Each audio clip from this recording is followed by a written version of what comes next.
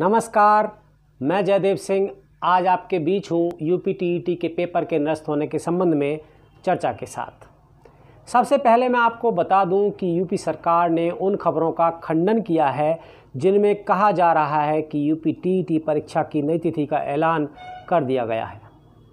कुछ मीडिया संस्थानों में 26 दिसंबर को परीक्षा के आयोजन की खबरें प्रसारित होने के बाद यूपी सरकार ने स्पष्टीकरण जारी किया है।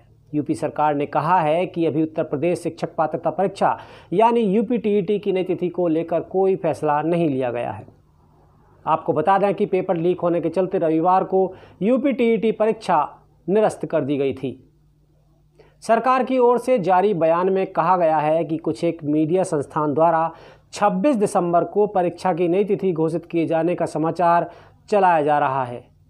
इस संबंध में सूचनार्थ है कि यूपी टीईटी की नई परीक्षा तिथि का अभी कोई निर्णय नहीं लिया गया है।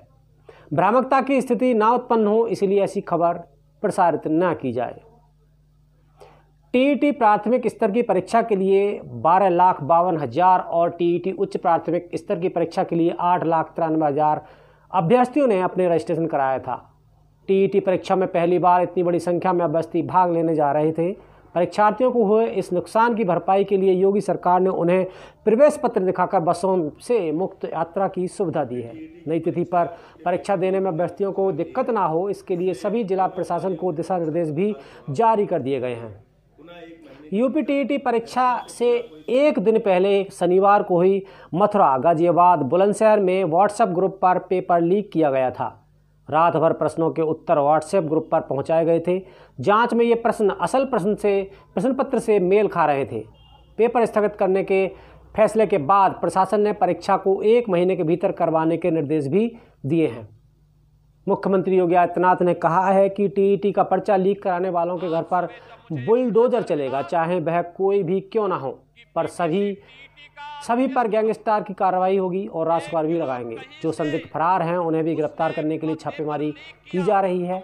उन्होंने कहा कि माफिया के सरपरस्त भस्मासुर हैं, इन्हें प्रश्रय न दें। एडीजी कानून व्यवस्था ने बताया कि पेपर लीक मामले में परीक्षा कराने वाली एजेंसी परीक्षा नियामक प्राधिकारी प्रयागराज के कार्यालय और जिलों की ट्रेजरी की भूमिका की सघन जांच कराई जा रही है।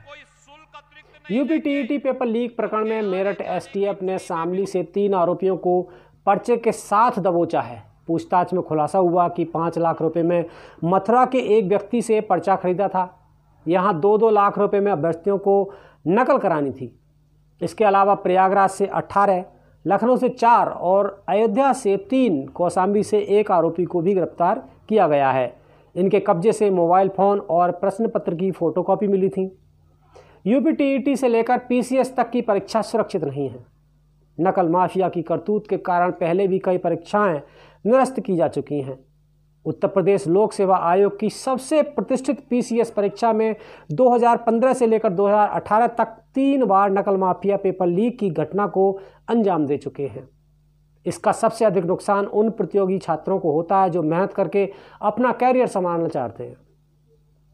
29 मार्च 2015 को लखनऊ के आलमबाग स्थित एक परीक्षा केंद्र में पीसीएस प्रारंभिक परीक्षा 2015 का पेपर आउट हो गया था। चर्चा थी कि इस स्कूल के संचालक ने 2 अध्यापकों के साथ मिलकर पेपर की फ़ोटो खींची थी और वे व्हाट्सएप ग्रुप पर डाल दिया था। पहले तो आयोग ने इस पेपर के आउट होने से इनकार कर दिया। बाद में शासन स्तर से दबाव बनने पर सिर्फ सामान्य अध्ययन प्रश्न पत्र की परीक्षा निरस्त कर 10 मई 2015 को दोबारा परीक्षा कराई गई। इस मामले की जांच यूपी एसटीएफ ने की थी। एसटीएफ ने माना था कि जिस सेंटर पर पेपर आउट हुआ था वहां पेपर निर्धारित अवधि से काफ़ी पहले ही पहुंचा दिए गए थे। 19 जून 2018 को आयोजित पीसीएस 2017 मुख्य परीक्षा का सामान्य हिंदी और निबंध का पेपर निरस्त करना पड़ा था। प्रयागराज के राजकीय इंटर कॉलेज में दूसरी पाली में होने वाले निबंध का पेपर पहली पाली में बंट जाने के कारण परीक्षा निरस्त करनी पड़ी थी। इसी प्रकार पीसीएस तथा एसीएफ एवं आरएफओ मुख्य परीक्षा 2018 स्थगित करनी पड़ी थी। कोलकाता के प्रिंटिंग प्रेस मालिक के पास पीसीएस 2018 मुख्य परीक्षा का पेपर मिलने के बाद आयोग को परीक्षा निरस्त करनी पड़ी थी। समीक्षा अधिकारी और सहायक समीक्षा अधिकारी आरओ 2016 की प्रारंभिक परीक्षा भी पेपर लीक होने के कारण रद्द करनी पड़ी थी। इसके चलते यह भर्ती 4 साल तक फंसी रही। 27 नवंबर 2016 को प्रदेश के कई जिलों में आयोजित परीक्षा का अंतिम परिणाम इस साल अप्रैल में घोषित हो सका। लखनऊ के एक सेंटर से इसका पेपर परीक्षा से पूर्व व्हाट्सएप पर वायरल होने के आरोप लगे थे, लेकिन आयोग ने शुरुआत में इसे नहीं माना। आईपीएस अफसर अमिताभ ठाकुर की पहल पर मामले में कोर्ट के आदेश पर एफआईआर हुई और फिर जांच सीबीसीआईडी को सौंपी गई। विशेष न्यायाधीश सीबीसीआईडी ने 1 जनवरी 2020 को सीबीसीआईडी की फाइल रिपोर्ट को निरस्त करते हुए मामले की दोबारा जांच के आदेश दे दिए। आयोग ने प्रारंभिक परीक्षा का परिणाम अनिश्चितकालीन रूप से टालने की बजाय नए सिरे से परीक्षा कराना उचित समझा, क्योंकि जांच की स्थिति में विवादित होने के कारण परीक्षा का परिणाम जारी करना उचित नहीं होता। वहीं डीएलएड की सेमेस्टर परीक्षा का पेपर हर बार आउट होने का आरोप लगता रहता है। परीक्षा नियामक प्राधिकारी कार्यालय कई बार 1 या 2 पेपर की परीक्षा निरस्त भी कर चुका है। अक्टूबर 2020 की बात करें तो बीटीसी बैच 2013 सेवारत एवं 2014-2015 डीएलएड प्रशिक्षण 2017 एवं 2018 और डीएलएड 2019 द्वितीय सेमेस्टर की परीक्षा के दौरान गणित का पेपर लीक हो गया था। नवंबर के पहले सप्ताह में इसे निरस्त कर पूरे प्रदेश में नए सिरे से परीक्षा करानी पड़ी थी। उससे पहले भी कई बार डीएलएड पेपर लीक की घटनाएं हो चुकी हैं। यूपीटीईटी पेपर लीक होने पर विभिन्न राजनीतिक पार्टियों के नेताओं ने टिप्पणी भी की है। अब सवाल उठता है कि इस तरह के पेपरों का लीक होने के पीछे कौन जिम्मेदार है? वे कौन ताकतें हैं जो इस तरह के कार्यों को अंजाम देती हैं? खैर, सरकार कड़ाई के साथ इस प्रकरण को सुलझाने में लगी है। आरोपियों की धरपकड़ की जा रही है, लेकिन उन लोगों का इसमें क्या दोष है जिन्होंने भूख, प्यास और नींद को त्याग करके इस परीक्षा को पास करने के लिए दिन रात एक किया था। पंचायत वार्ता की खास रिपोर्ट आपने ये देखी। नीचे कमेंट्स कीजिए, बताइए ये रिपोर्ट आपको कैसी लगी। सरकार को इसके बारे में क्या ठोस कदम उठाए जाने चाहिए। मिलता हूं अगली रिपोर्ट के साथ, तब तक के लिए नमस्कार।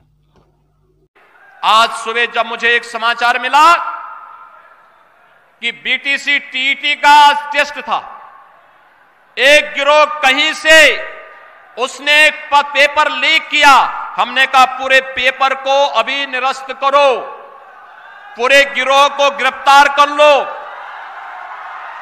उन सभी बच्चों को सकुशल उनके घरों तक पहुंचाओ, 1 महीने के अंदर पारदर्शी तरीके से फिर से परीक्षा आयोजित करो, किसी भी बच्चे से कोई शुल्क अतिरिक्त नहीं लेंगे, उनके आने जाने की फ्री में व्यवस्था देंगे, या उन बच्चों का जो आई कार्ड होगा उत्तर प्रदेश परिवहन निगम की बसेज में फ्री में आने जाने की सुविधा उसके माध्यम से उन बच्चों को प्राप्त होगी। ये सुविधा तो, लेकिन जिन लोगों ने ये शरारत की है वे भी सुन लें, उनके खिलाफ गैंगस्टर के तहत मुकदमा दर्ज हो रहा है।